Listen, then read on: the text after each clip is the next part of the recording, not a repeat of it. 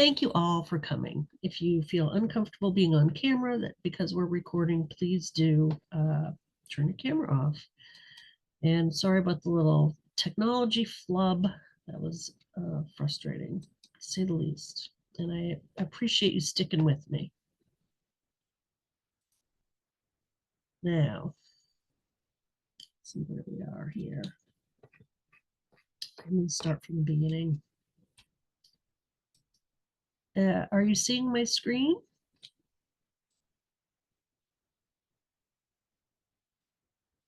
I think somebody needs to speak. Oh, okay. Thanks, Joanna. Okay, so welcome again to Ordinary Women Make History. I've been excited to give this presentation to you today, and we're going to jump right in. We've been taught that only the best and brightest make history, and I think that's pretty common, and we're all familiar with it. I had a business coach recently ask our group, what's something impressive about you? And it was a great question and a hard question at first. But what's one of your best and brightest moments? Just take a pen and jot it down. Don't think too hard about it. We'll come back to it later. But what is something impressive about you? Okay, we're jumping into the meat of the matter. Oops. So that best and brightest is what makes up history. That is a lie. I'm here to tell you. And there are elaborate rules and people that enforce them that all make up who gets remembered in history. That's probably something we can all agree on. But I know really well because I was an enforcer, a very bad one, as you can imagine. But I worked for 18 years at the Hunt Institute for Botanical Documentation. It was a repository of alternate resort, which meant, for example, this man in the blue shirt is Ron Stuckey. He worked at the Ohio State University as a botanist. He studied, let's say, beech trees, and he was hired to research beech trees, publish about beech trees, and teach on beech trees. And he did. Many botanists, as they got older, started to drift in their focus, let's say, and they would want to write a biography of their mentor. Or, for example, Ron did a history of all the Ohio botanists, past and present. He did write a memoir about his mentor, and he collected a lot of historical documents about, or press or published articles about his students, which is another popular project as we age, as they age. And he brought it to me at the Hunt Institute and said, I have this interesting project and it's out of scope for my university, which means the Ohio State's botany department had a plan for what they were going to focus on and what they were going to collect. So that would be Ron's beech trees work. Maybe they had 3 other people working on beech trees and 3 more doing other kinds of trees. And they had a plan and a focus and so much space that they could fill. And so when botanists started the projects that were outside the scope of their library or their archives plans, they would bring them to us. And we always said yes. Over 18 years, Ron came, Rogers McVaugh came, Walter Hodge came, Leo McSomething came. You get the idea. It was in 18 years, one woman came, and she brought me the collection of documents about the sexual discrimination suit that she filed against her university. She didn't trust them to save it. So the card catalog that we had was organized by botanists, last name, comma, first. So if you wanted to come in and do research on one, you had to know who it was. It wasn't set up yet to search on all the people that worked on water plants, all the women that worked on beech trees, for example. I spent 10 years with database designers to get that into a different format. And I also learned something else about scope. So the collection was based on botanists, easy peasy, right? But women, if you know this leaky pipeline of education, women would get botany degrees and then marry a botanist, or they would be a secretary for a botanist. And so not a lot of women actually got those jobs as botanists. And so by definition, they were not included. Tragic. And so I did spend a lot of my time trying to bring in the women that were secretaries, lab assistants, and wives who actually did botanical work around the edges of the title botanist. So I learned that history was fragile in two ways. One was that leaky pipeline that meant that they didn't attain the title at the end. Another was the Ron Stuckey story. A lot of women did not feel like if they did get the botanical jobs, they didn't feel comfortable like, oh, my stuff is worth saving. So they didn't come with a little box of research. So I'm going to tell you about three ordinary women, plus a bonus woman, who did, with help from their family or an outsider, get their papers together and bring them to a repository. These ordinary women made history. We're going to start with Elmira. Her daughter's a colleague of mine, and she asked if we could do an oral history of her mom. And so many times, daughters come to me and they say, oh, I want you to interview my mom.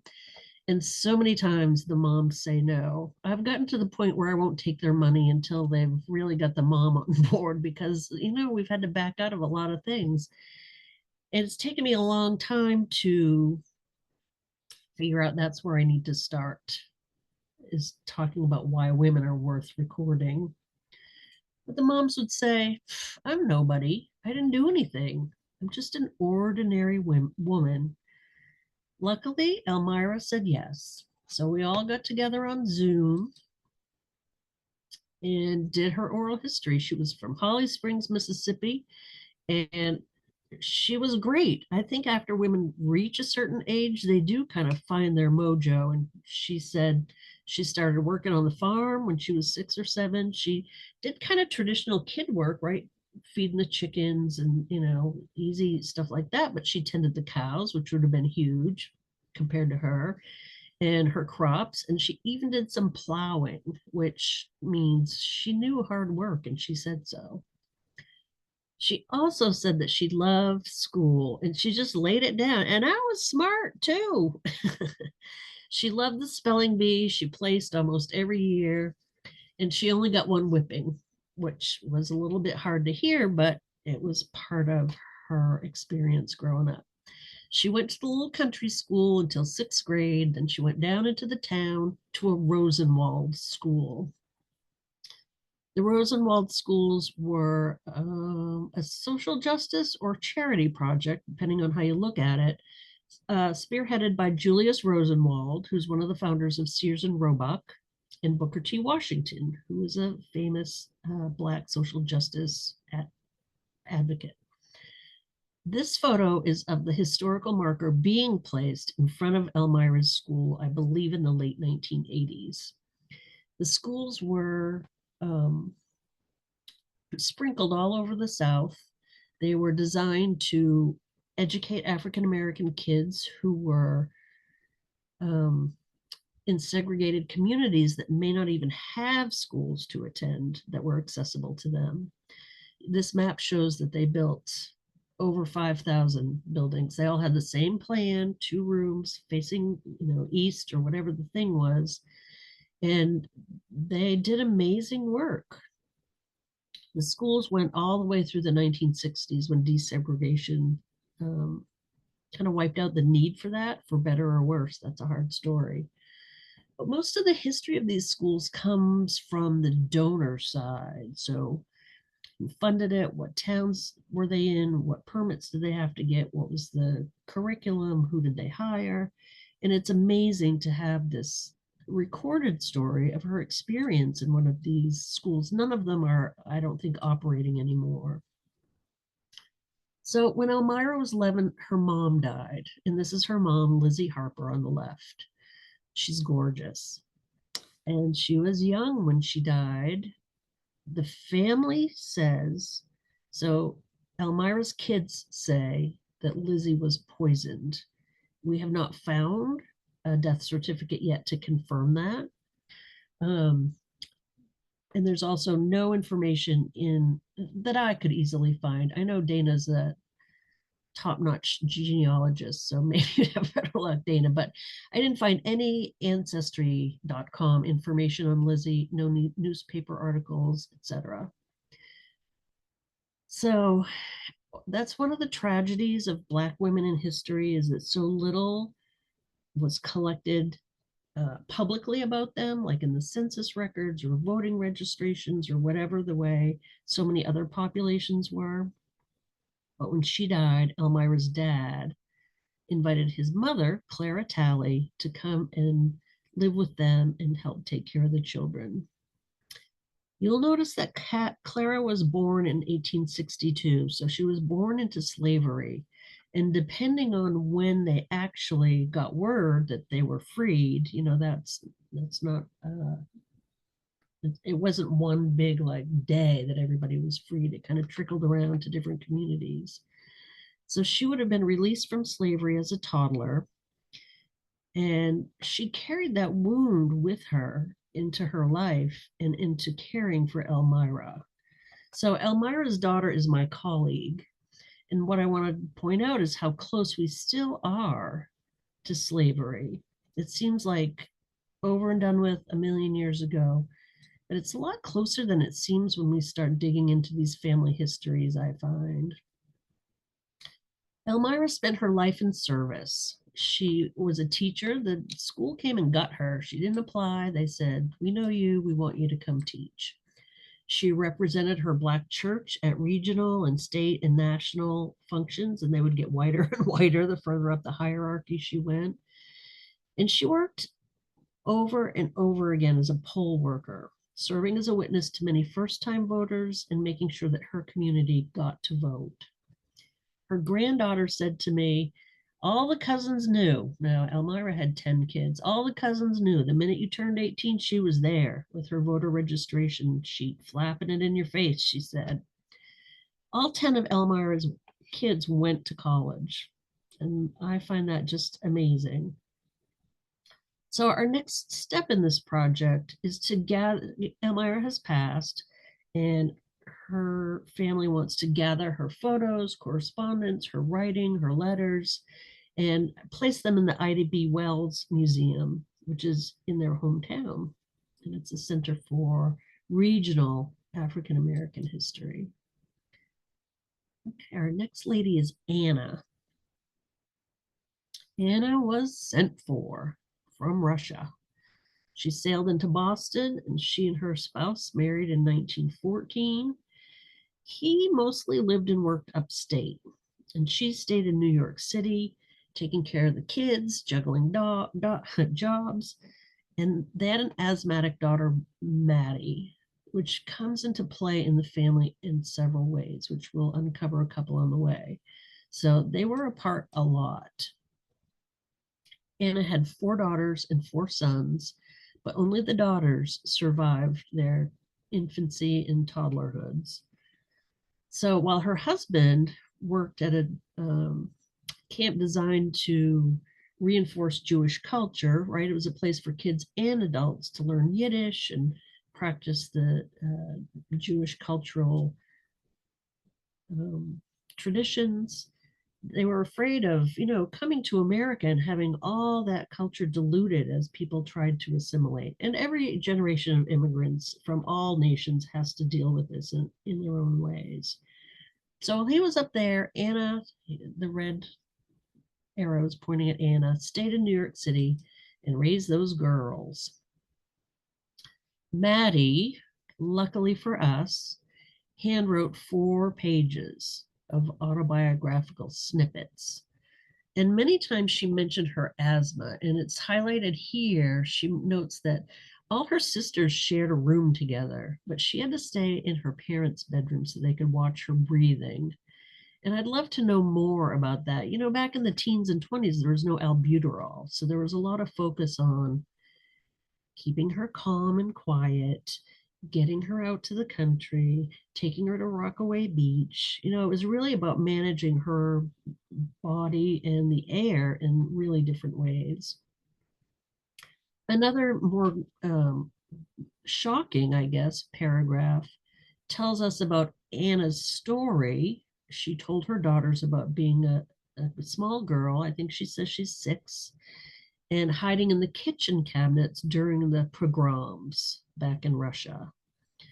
And one of the things that's so important about women's history is while it's an easy distinction to make, and I'm just making it for now, it's more complicated than this, I know. But while men go to war and do all the things, women are still experiencing war. The policies get worked out on women.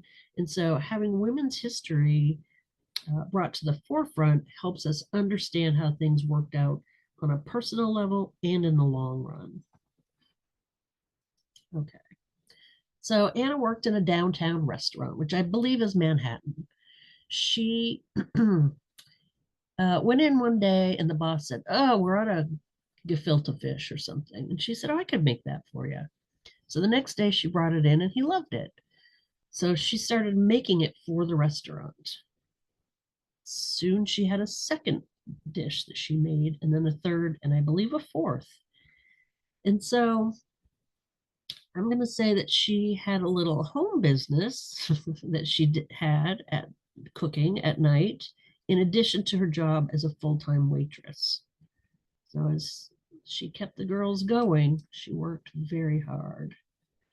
Um, so one of Anna's great grandchildren reached out to me and said, "Oh, so and so died, and we found a storage locker full of stuff." So I coached them through scanning and housing and documenting all their things. And then we put a call out to the rest of the family to share oral or written memories. And one of Anna's granddaughters wrote a numbered list. And I find the numbers, I don't know why, I think that's really sweet. She says, "Grandma became a midwife, and she was so good that a doctor remarked about how clean she was, which may possibly have been racist, but also how good a job she was doing." And so now she's a waitress, a home cook, and a midwife. To stay warm during the winter months, Anna cleaned the apartment building, and the landlord gave her coal for the stove. So we had known that Grandma cleaned the apartment building. We thought she got a cut in the rent, but now we learned that she actually got coal. So this would have been under the radar, right? Cooking for the restaurant, probably under the radar. Being a midwife, probably under the radar. So it's fascinating to me how all these jobs come together around this woman, and I seriously don't know how she juggled it all. But worry not, she was not all work and no play, apparently. So the granddaughter says, "I remember so and so telling me the story of Grandma floating on her back in the middle of a lake. She was so at peace out there, with no effort in staying afloat, even though she was a large woman and should be sinking to the bottom." So we got a lot of great information about Anna from uh, stories and anecdotes and photos. And one of the things I love about this collection, this is very rare for one family to have both kinds of immigration photos. So on the left is Anna before she left Russia. This would have been for her family to remember her by. She is young. She's got that small cinched waist. She's got stylish, crisp clothes. Her hand is on this ornate chair back, which means she was probably in a fairly fancy portrait studio. We don't know what this is. I would love it for it to be a newspaper or a letter that had some message, but we just can't seem to get a clear enough shot to know what it is. And on the right is Anna in America. She's heavy. That means she's well fed. That would have been a good thing for her family to see. She's got those big, sturdy shoes. She's looking right in the camera, confident, and she's got that pocketbook. And so the pocketbook would signify she may have a little expendable income and she needs something to hold on to her cash. So this would have been a really reassuring photo for her family to get. Two other things that come up in this collection are Jewish summer camps. So a social worker helped Anna get the girls a week at this summer camp. I think it was in Connecticut. And There was a book published recently on the importance of Jewish summer camps, and the woman um, that wrote the book said that she went to the YIVO Institute for Jewish Research and looked at all the archives that the camps left behind. Well, this camp, I don't remember the name right now, but I did as much research as I could figure out or think of, and I could not find any information about it. So this family collection has information about a perhaps completely undocumented camp, which is exciting to me. This other circle down here is also a summer camp, but for families. And so we think Dirty Dancing, but for the proletariat, so for working class families. They didn't have a bunch of swimming pools. They dug a hole for a lake, I believe. Maddie, the daughter that wrote the autobiographical snippets, went and stayed there with the sisters. And eventually Maddie started working there and they moved from the Bronx. This is in Beacon, New York. It was called the Cats Manhattan Bungo Colony. And there were, I don't know, 12 or 16 little cabins. And the girls would all share them. And then eventually Maddie started working there and she and the family moved up onto the second floor of the Cats family home. Maddie's husband worked at a scrapyard nearby and took the train every day. The girls kept coming for vacations. So they spent a lot of time together. They really did. I know this is a lot of photos squeezed onto one page, but I love it also because it shows you a quick snapshot of the whole history of photography. So it goes from the sepia tones to the black and whites to the kind of, I don't know, squinty yellow orange pictures of the 70s. And then down here in the 80s, it gets clearer and crisper. And I don't have a big one of this, but this one down here is three of Anna's daughters in Florida on vacation. And their three daughters are behind them, giving them rabbit ears. So it's not all hard work, right? The family grows up, the girls get married and have kids, they laugh. We have a short video of them singing in Yiddish. It is a beautiful collection. We did oral histories, written memoir, photographic processing, and they also had a lot of cards and they had an autograph book for Maddie's 90th birthday. So there's a lot of great stuff in this family collection, and it is open for research at the YIVO Institute. I'm very proud of. And this is Deborah. Isn't she beautiful? Deborah's a sculptor who lives in Canada. Her artist statement, like they all do, lists her schools and her clubs. Carnegie Mellon, I didn't meet her there. Ottawa School of Art, Bennington, Case Western, Cleveland Institute of Art, and her clubs. But I got to know her when her daughter reached out about doing an oral history, and we did, just the two of them. And at the end of it, her daughter asked her to sing Happy Birthday so that even after Deborah's gone, her daughter Marie will be able to play it on her birthday, which this is a very sentimental project, this one.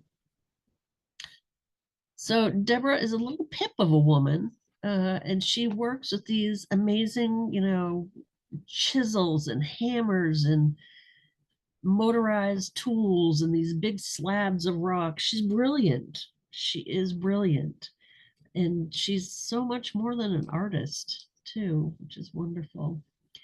So Deborah fell in love in college. They married.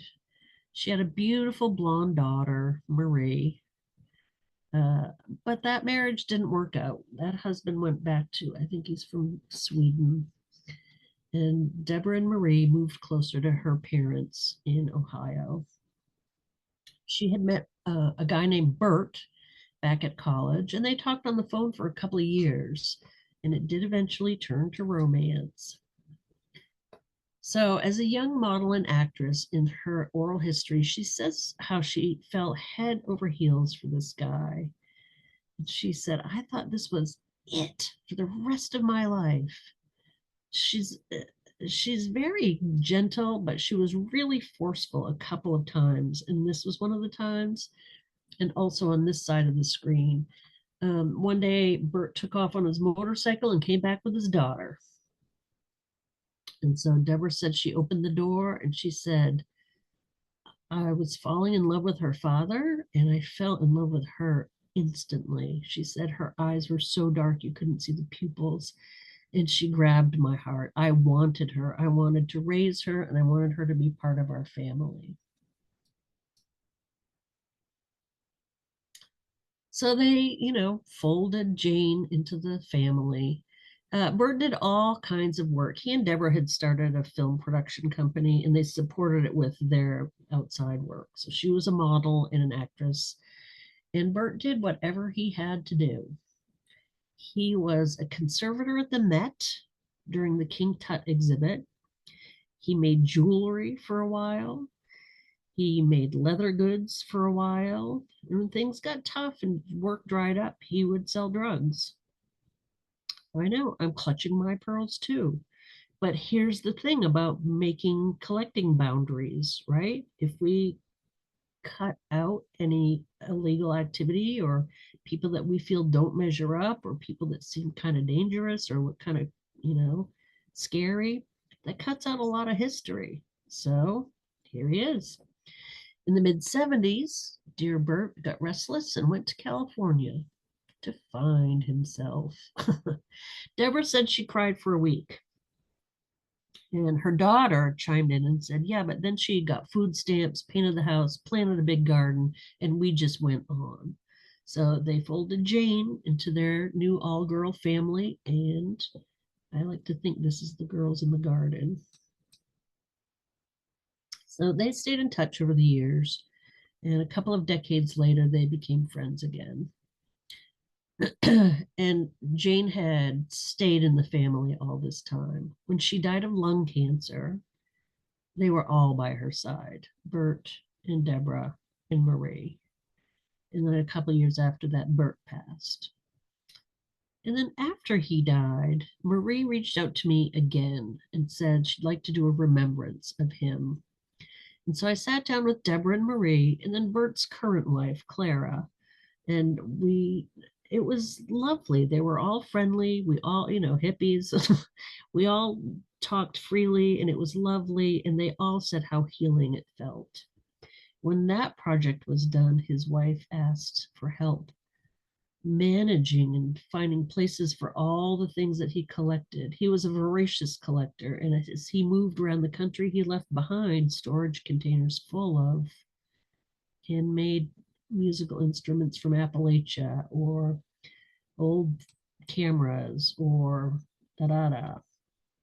So we started with what we thought would be the most important collection to Bert, which was also the oldest collection, which were all the items that he'd saved from his grandfather. And to me, it meant something that he'd saved them and they were in his home after all these years. So Ira Smith was a craftsman. We sent handmade violins, handmade violin cases. He was an artist. We sent oil paintings of people from the town. And he was a photographer. And that was an amazing collection. So he had a portrait studio. You see these two ladies here.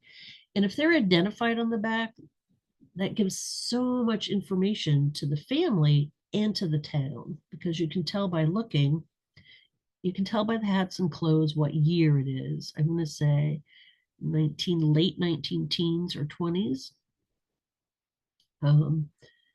And the portrait studio that he had looks like it was quite fine. The small town where he lived would know where it was, and I'm sure they have other photos of it. So in addition to his portrait studio work, he had a record of attending events and photographing large groups of people. So this is some kind of an anniversary party, but he also had big photos of, giant hotels with all the staff out front, big family reunions, a big mill with all the people out front. And so he could very well have photographed everybody in town by the time he was done. We shipped several crates to the Historical Society in Bethel Park, Pennsylvania. Clara actually did it. We talked a lot, but she actually packaged them up, and they were thrilled. This man is the head of the Society. He made a newsreel that aired on the local news. They were going to reach out to the Daughters of the American Revolution. This was an important collection. So they were going to contact the DAR. The Heinz History Institute is a big regional history center in the western part of the state. They were going to contact music history aficionados. It was a big deal. I should check back in with them actually. So it felt like a huge success. Look at all the history we've saved because Marie reached out the first time and the second time. Next in this project, our plan is to research and place some antique clothing that Deborah has up in Canada that belonged to her mother. And her mother and her aunt founded the Unitarian Church in their little town in Ohio. And so she comes from a very highbrow family, and she has the kind of elegance and dancing and the sort of affect of somebody that comes from that highbrow background. And then after we do the clothing, Marie has talked about it, and I think she's talked to Deborah about gathering her papers to pull her personal legacy together to place in a research center. And when we do, we will cross-reference all the other places that her life has touched, that things show up. And so the work that we've done with Bert and his collection, all the institutes that she's belonged to, but we're also going to try to go back and find some of her videos of her acting. I think it was all, very small time. It was at a time when you didn't have to be a superstar to be a model or an actress. So there's a research component to it that I'm excited about. So I have lots of projects coming down the pike. And this is our bonus woman, Lottie. Lottie B. Scott. She is a pistol. Somebody referred her to me. Lottie wanted to get her papers together, and somebody wanted them. And Lottie said to me, I don't want them to have my papers. I want my papers to be in an academic research center. I don't want them making their career on my papers. So she was involved in, the historical societies and in the arts, and she kind of knew how the papers got used at the end and what the possibilities were for where she wanted her things housed. Lottie moved to Connecticut at the end of the Great Migration. She was a widow, and she came north with her son. She saved everything, and her collection has in it a letter that she wrote to the head of the local hospital after she took her son there, and it details their racist treatment. 30 years later, she was on the board of that hospital, and she's become practically a celebrity in her little town in Connecticut. She started a chapter of the NAACP, and she moved through that institution from really just kind of an instigator all the way up to being the president of her chapter. And again, she saved everything, all the minutes from every meeting. She watched a bunch of racial things unfold at the local school and saved all the newspaper clippings around it. When she would write to somebody about it and they would write back, she saved all that stuff. And so the University of Connecticut was thrilled to have it. They had recently changed the scope of their collecting, so they wanted to start more intentionally focusing on collecting around people of color in New England, specifically in Connecticut. They had recently acquired a collection from the president of an NAACP chapter in a town near Lottie's. And so they were building collections that could support each other. And so one of the things that I have a hard time explaining to women who say, not me, I haven't done anything, is that we're never clear in our own lives how our work is going to support gathering information or work of other people around us. So I'm really proud of the work that I did with Lottie. I really respect her. She is a lovely, lovely woman. Next in this project, we had planned to do a series of oral histories. Lottie and I talked on the phone several times, and she kept putting me off. And then finally, she said, I have Alzheimer's, and I don't think I can do this. And so that was one of my heartbreaks. Oftentimes, when my clients pass, I feel really happy that we've captured what we've captured. And this is one that's going to be hard. So, whew, take a breath. Women's history can change how we understand the things around us. And sometimes we have to make that history ourselves. And that's what I feel like I'm doing. And if you read Hidden Figures, then that is also what Margaret Lee Shetterly did. She interviewed all the women that worked at NASA that figured in her book. There was no archive to go to. She was making history as she went through that project. And I'm sure she will leave those interviews at a place that's accessible. Maybe she already has. So Hidden Figures I love to cite because that's a really popular example, but it's also given rise to almost a little subgenre of women's history projects that pick out something that we already know about, we think we do, and then find the women involved and tell the history from a different angle or from an additional angle. And I highly recommend each of these three books if you're interested in going down that path. So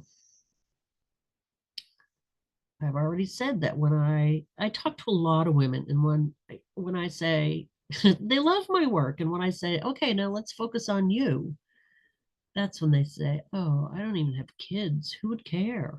I haven't done anything. I'm just an ordinary woman.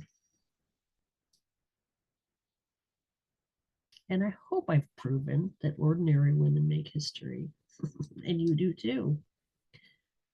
So remember that little note I asked you to make at the beginning?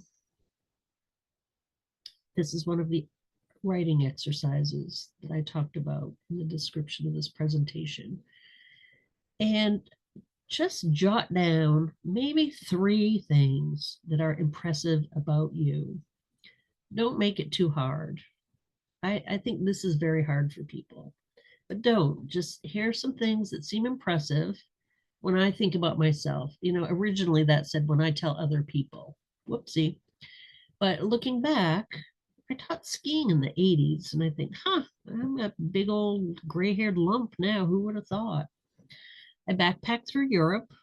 I don't know who let me do that, but I have kids that age now, and I think, no way. They're not ready. And then as I got older, I did have a couple of kids, and the first one was a micro preemie.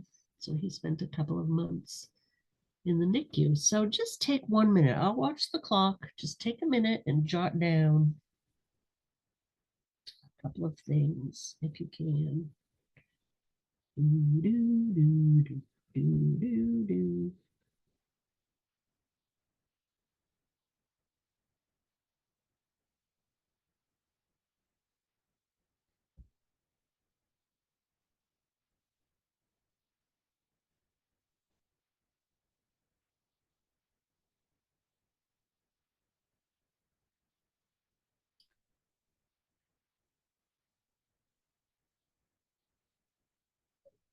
Okay. And just hold on to that and hold on to it in your heart. So that was our first writing exercise. Okay, we're going to the next one, which I call List of a Lifetime. So get that pen and paper out. And I have several prompts to go through all of this, but this is my favorite. Take a moment to look at your hands and think about all that they have done, and then make a list of those things, leaving space in between. I'm going to go ahead one like this. So just leave a couple of lines in between so that we can revisit them. If you run out of ideas, you may have on your hands some scars or tattoos or blisters or calluses or something to remind you about what your hands have done. And if you'll take 1 minute, I will watch the clock.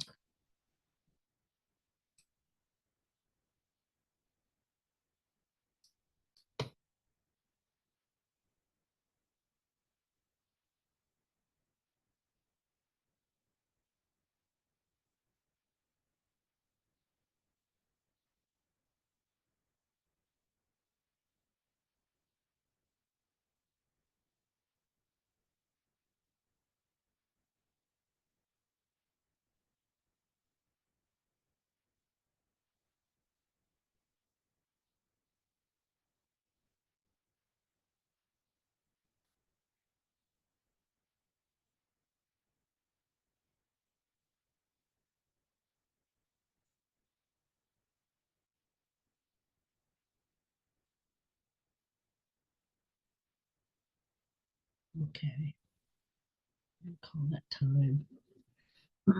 So the next step in this is to go back and just add a little information. Just a little bit. Who's there? How did you get there?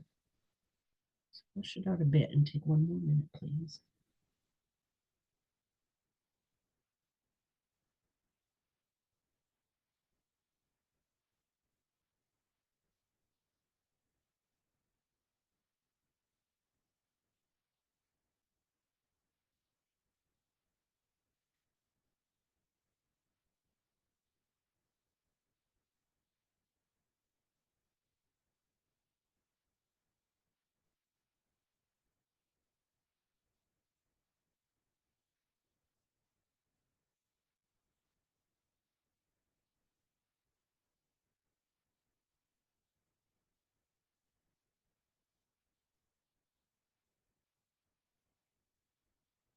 Okay, we'll call that a minute. And our final step is to go back and add a little more. And this time, if you haven't already, think about a timeline maybe or a date. Believe it or not, I'm terrible with dates. So you might have to think about, for example, what relationship we were in, or which house you lived in, or if you were married or not, to try to just narrow down. So you can add a little to everything or just focus on some things that you want to maybe flesh out a little later. Watch the clock.